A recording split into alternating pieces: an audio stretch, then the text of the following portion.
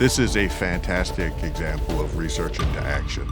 IHS is expert at looking at what types of crashes are killing and injuring people in the field, and where there's gaps in regulation or testing protocols, we're able to create those tests that encourage the automakers to improve, and these results show the benefits of that.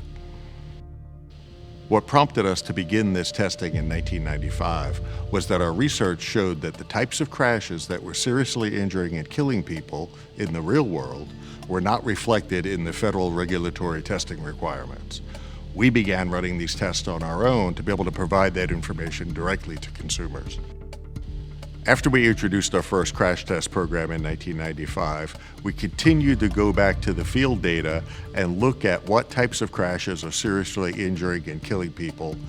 And we subsequently developed a side impact test, a rollover test, and then we even circled back and did 2 more frontal crash tests to fully round out the protection of occupants for crashworthiness.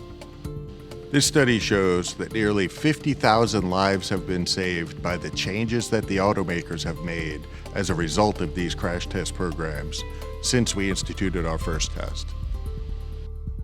These numbers aren't just statistics. These lives saved are real people, friends, family, neighbors who made it home after a crash. And it also represents about $500 billion of societal economic benefit. We recently conducted a special crash test between a 1996 Chevy Blazer and a 2026 Chevy Blazer to show the dramatic improvements in crashworthiness over our 30 years of testing. The results of this crash test were completely as we expected. The new Blazer did very, very well. All of the crash energy was absorbed up front where it should be, and that kept the occupant compartment intact.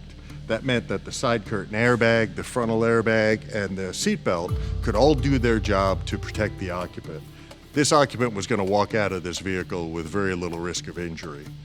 This vehicle, on the other hand, had massive occupant compartment collapse. All the crash energy couldn't be absorbed in the front, so it had to be absorbed in the occupant compartment itself. That meant there's no room for the dummy's legs, and the instrument panel and the steering wheel came back so hard that it hit the dummy in the head, recording very high injury risk for the dummy's head and neck, and it actually broke the head off the dummy in this crash test.